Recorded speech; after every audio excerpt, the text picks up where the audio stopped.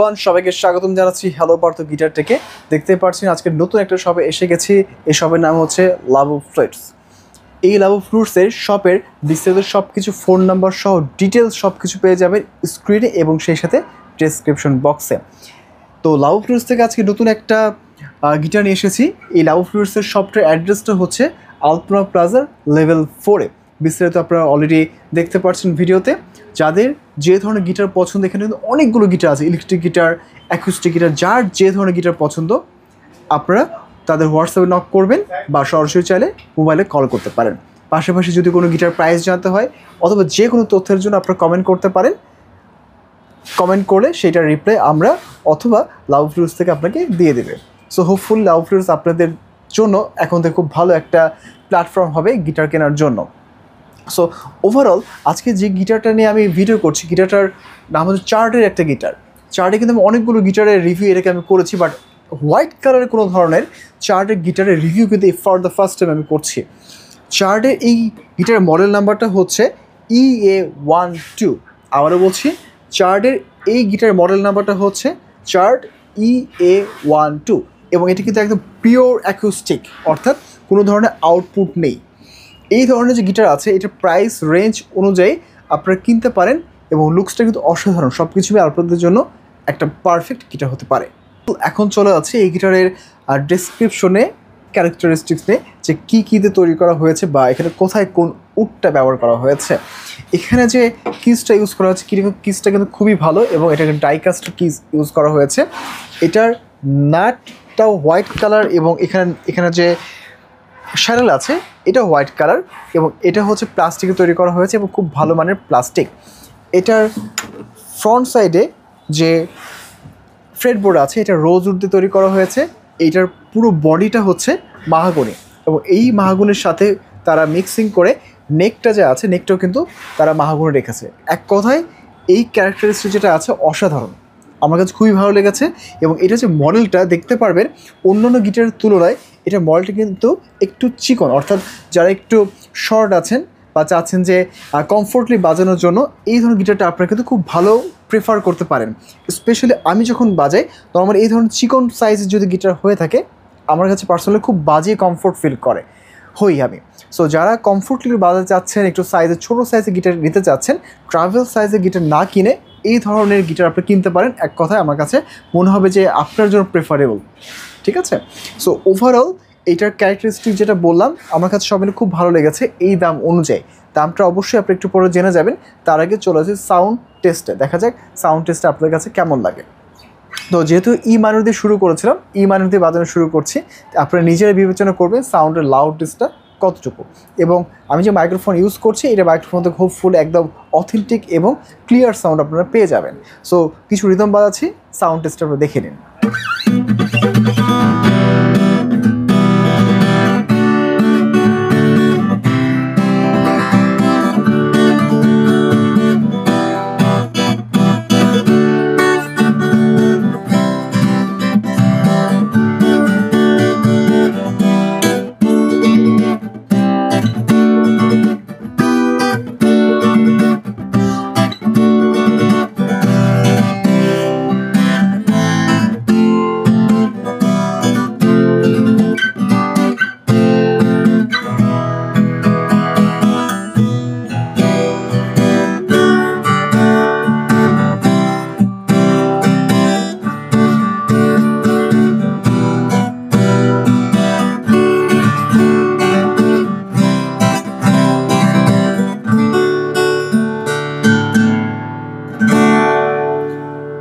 সাউন্ডের লাউডনেস যদি বিবেচনা করা হয়, লাউডনেস তো হোপফুলি আপনাদের কোনো ধরনের হেডেক একদমই হতে হবে না, কারণ এর থেকেও যদি লাউডনেস আপনারা চান, আপনি যখন গান গাবেন আপনার কিন্তু ভয়েসটা একদম শোনা যাবে না। সো লাউডনেস এবং ওভারঅল মিলিয়ে রিদমের বেলায় বা স্ট্রামিংয়ের বেলায় আমার কাছে কিন্তু খুবই ভালো সাউন্ড লেগেছে এটার ক্ষেত্রে। যদি এবার প্লাকিনে চলে যায়, দেখা যাক প্লাকিনের সাউন্ডটা আপনাদের কাছে কেমন লাগে। প্রথমে বাজাচ্ছি ফিঙ্গার প্লাকিং।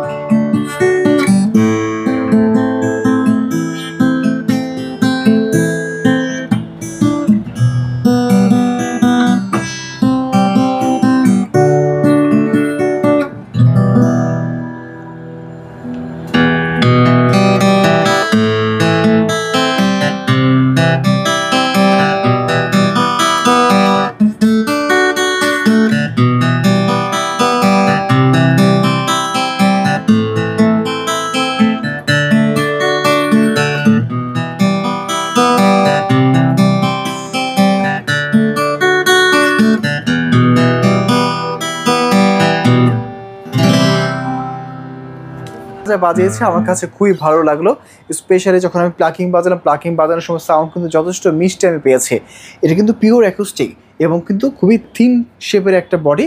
যারা চাচ্ছেন যে এই ধরনের আপনার গিটার কিনে পরবর্তী একটা প্রি অ্যাম্প বা আউটপুট অর্থাৎ বড় স্পিকারে বাজানোর জন্য যে বিষয়টা আছে, এখানে একটা প্রি অ্যাম্প লাগিয়ে নেবেন, ইকুয়ালাইজার লাগিয়ে নেবেন, এটা থেকে আউটপুটটা আপনার অনেক বেশি ভালো পাবেন।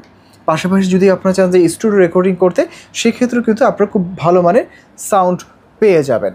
সো এখন চলে যাচ্ছে রিফ পার্ট, এবং রিফ পার্টের সাথে চলে যাব সরাসরি লিড পার্টে, দেখা যাক কেমন শোনা যায়।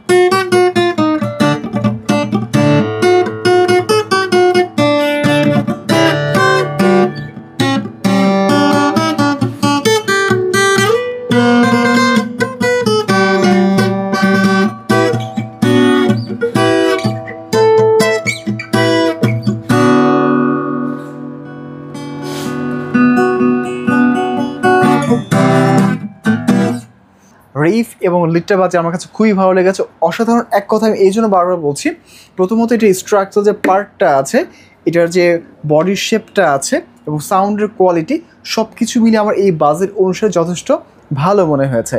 এবং এটার মার্কেট প্রাইস তারা সেল করছে 8,800, 8,900 এরকম।